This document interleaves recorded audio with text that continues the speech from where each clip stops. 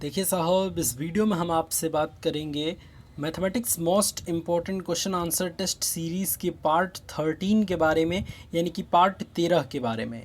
इससे पहले हमने आपके लिए 12 पार्ट ऑलरेडी अपलोड कर दिया है, तो अगर आपने अभी तक इन सभी पार्ट्स को नहीं देखा तो वीडियो के डिस्क्रिप्शन में दिए गए प्लेलिस्ट के लिंक पर क्लिक करके आप लाइन बाय लाइन सभी पार्ट्स को बेहद आसानी से देख सकते हैं।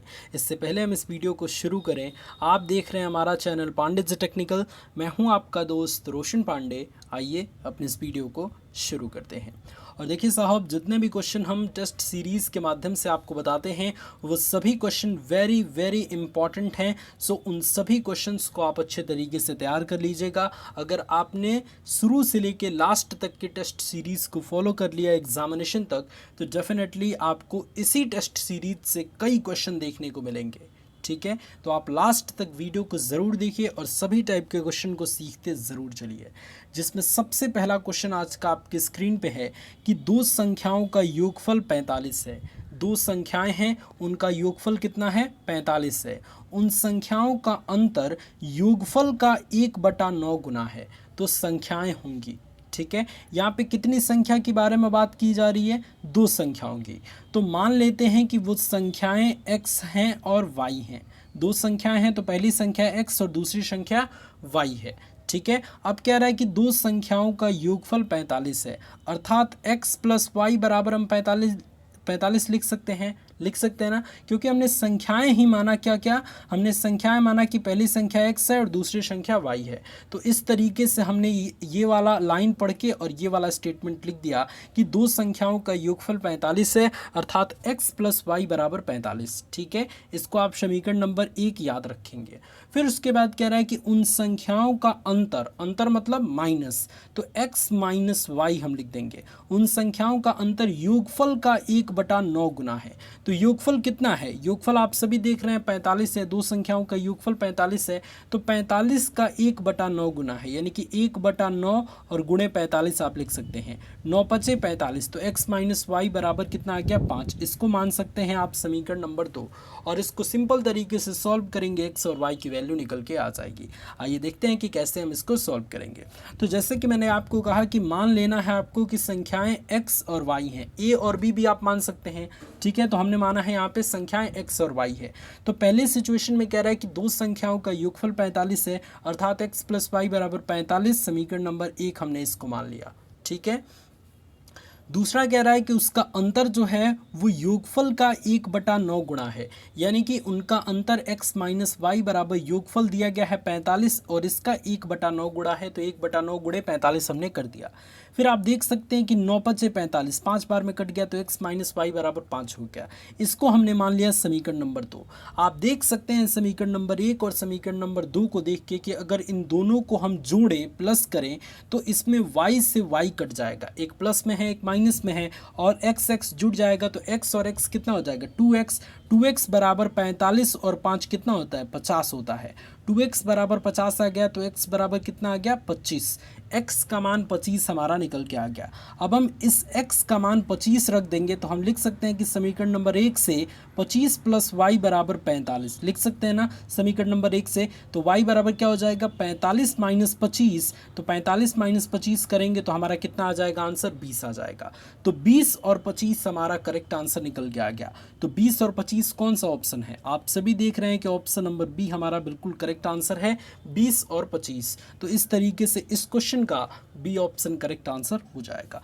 बस आपको क्वेश्चन देखना है कि क्या क्या स्टेटमेंट दिया गया है और उस स्टेटमेंट के अकॉर्डिंग क्वेश्चन को बहुत आसानी से सॉल्व कर देना है। मैंने क्या किया? दो संख्याओं का योगफल 45 से x प्लस वाई बराबर 45 कर दिया।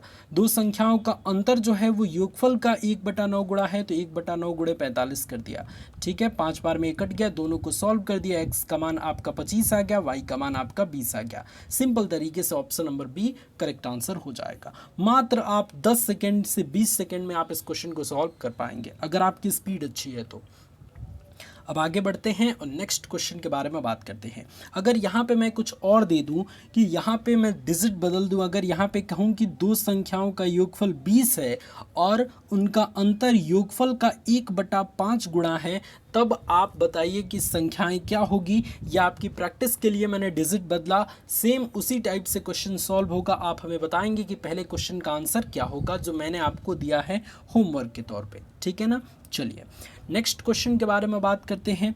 नेक्स्ट क्वेश्चन आपके स्क्रीन पे है, जो कि आप यहाँ पे देख पा रहे होंगे, और ये आपके एंट्रेंस एग्जाम्स में पूछा गया है। क्या कह रहा है क्वेश्चन कि यदि किसी संख्या में 21 को जोड़ा जाए तो वह अपनी 3 गुनी संख्या से 7 कम हो जाती है, वह संख्या है। तो जब भी कोई संख्या निकालनी है जो हमें पता नहीं है, उसको हम x मान लेते हैं, या a मान लेते हैं, या b, कुछ भी मान सकते हैं।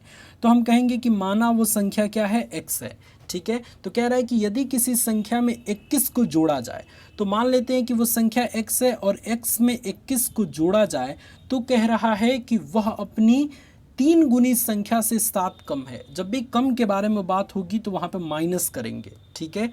तो वो संख्या, तो वह अपनी 3 गुनी संख्या, यानी कि पहले संख्या x थी तो उसका 3 गुना कितना हो जाएगा, 3x। तो 3 गुनी संख्या से कितना कम है, 7 कम है, तो -7 हम लिख देंगे, ठीक है। अब इसको सॉल्व करेंगे तो वो संख्या निकल के आ जाएगी। कैसे सॉल्व करेंगे, 3x में से 1x चला जाएगा तो कितना हो जाएगा, 2x हो जाएगा। 2x बराबर क्या हो जाएगा, इस 7 को अगर इधर लाएंगे तो 28 हो जाएगा।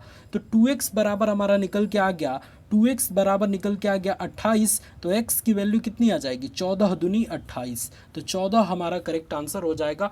14 इज़ द करेक्ट आंसर, इसलिए option number A correct answer हो जाएगा।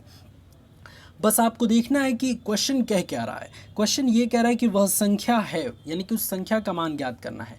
तो मान लेते हैं कि वो संख्या x है।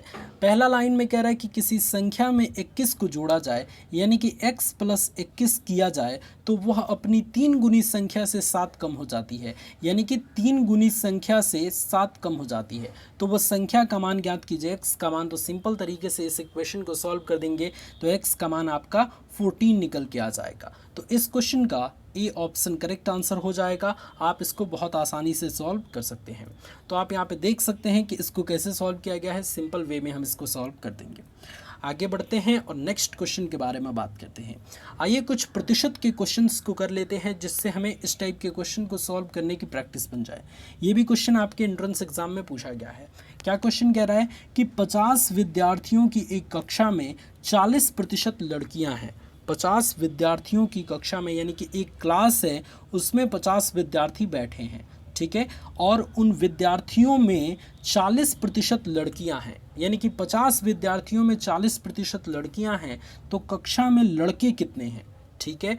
यानी कि विद्यार्थी जो हैं वो टोटल जितने 50 विद्यार्थी हैं, इसमें लड़के लड़कियां दोनों हैं, जिसमें ये कह दे रहा है कि उस कक्षा में 40% लड़कियां हैं, यानी कि 50 का 40% लड़कियां हैं, तो लड़के का मान ज्ञात कीजिए। तो बड़ा सिंपल है जी, 50 का 40% आपको निकालना है। तो 50 का 40% मतलब क्या, किसी के बटे में 100 आपका प्रतिशत होता है। अगर हम कहें कि x प्रतिशत, यानी कि हम इसको लिख सकते हैं कि x बटे में 100, ठीक है ना। ये कंसेप्ट अगर आपका क्लियर है तो आप समझ पा रहे होंगे।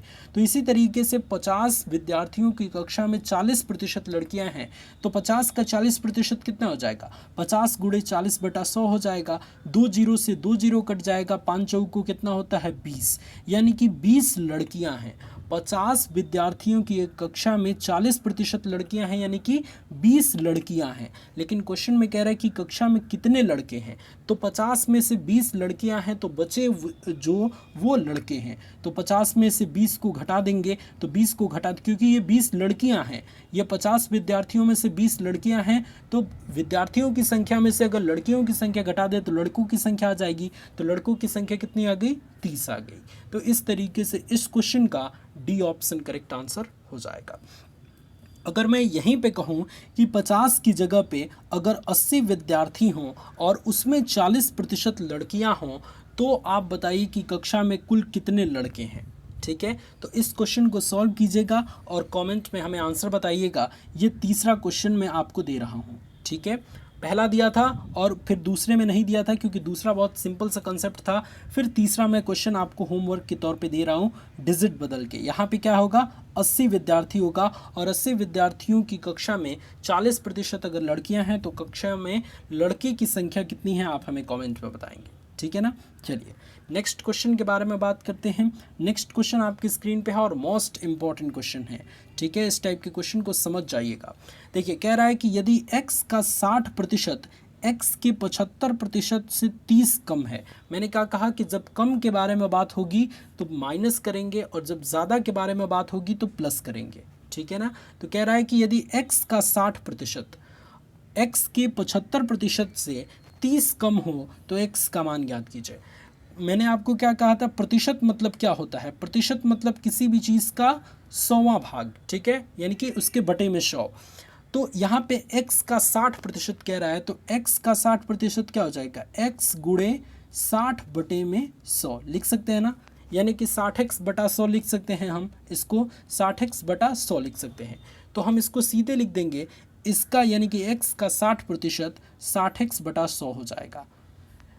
x के 75% से 30 कम है, तो x का 75% कितना हो जाएगा, 75x बटा में 100, और उससे 30 कम है तो -30 कर देंगे। मैंने कहा था कम जब कहा जाए तो माइनस लगाना है।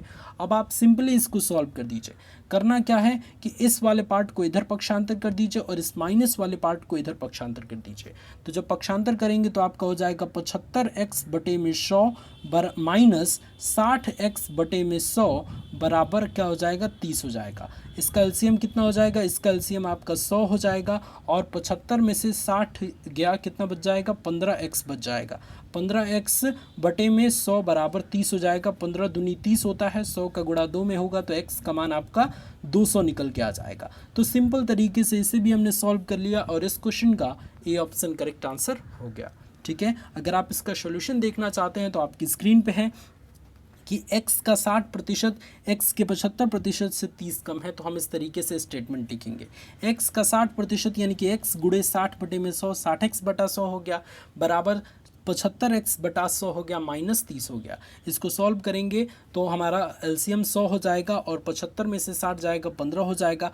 15 दूनी के 30 दो बार में कट जाएगा और इस 100 का गुणा 2 में करेंगे तो x बराबर 200 निकल के आ जाएगा। आप इसे बहुत अच्छे से समझ सकते हैं। तो इस क्वेश्चन का ए ऑप्शन बिल्कुल करेक्ट आंसर हो जाएगा। बहुत आसानी से इस क्वेश्चन को भी सॉल्व कर सकते हैं आप, ठीक है ना। अगर मैं कहूँ कि x का 50%, x का 50% x के 80% से 20 कम है, ठीक है, 20 कम है, तो x का मान क्या होगा। यहाँ पे जब कम के बारे में बात होगी तो उसको माइनस करेंगे। अगर मैं कहूँ कि अधिक है तो वहाँ पे प्लस के बारे में बात होगी, ठीक है। तो फिलहाल मैं यहाँ पे कम ही को लेके चल रहा हूँ क्योंकि कम के बारे में ही मैंने आपको कंसेप्ट बताया। तो x का 50%, अगर x के 80% से 20 कम हो तो x का मान क्या होगा, आप एक बार प्रैक्टिस कीजिएगा खुद से और हमें कमेंट में बताइएगा, ठीक है। और आज का लास्ट प्रश्न हम आपको होमवर्क के तौर पे देते हैं, यानी कि लास्ट प्रश्न, प्रश्न नंबर 5 आपकी स्क्रीन पे है। इस प्रश्न को हम अगले पार्ट में यानी कि पार्ट नंबर 14 में सॉल्व कराएंगे। तो आप इस क्वेश्चन का आंसर हमें सॉल्व करके बताइए। जो भी क्वेश्चन को नहीं आता है, जो भी स्टूडेंट्स को नहीं आता है ये क्वेश्चन सॉल्व करना, वो पार्ट 14 जब आएगा आप ज़रूर देख लीजिएगा, ठीक है। प्लेलिस्ट का लिंक डिस्क्रिप्शन में दिया गया है, आप बहुत आसानी से देख सकते हैं। कह रहा है क्वेश्चन कि एक वर्ग की भुजा यानी कि साइड ऑफ स्क्वायर, स्क्वायर का भुजा जो दिया गया है वो √2 दिया गया है, √2 सेंटीमीटर दिया गया है। तो विकर्ण की लंबाई होगी, स्क्वायर के विकर्ण की लंबाई क्या होगी, वर्ग के विकर्ण की लंबाई क्या होगी। अगर वर्ग की भुजा √2 सेंटीमीटर दी गई है तो विकर्ण की लंबाई क्या होगी, आप हमें कमेंट में बताएंगे। और इस क्वेश्चन को अगर आपको सॉल्व करने नहीं आता है तो आप अगले पार्ट यानी कि जब भी हम अगला पार्ट बनाएंगे यानी कि पार्ट नंबर 14 बनाएंगे उसमें हम आपको सॉल्व करा देंगे, ठीक है। तो आप 5वें प्रश्न का उत्तर अगर आपको आता है तो आप हमें कमेंट में बताइएगा, ठीक है ना।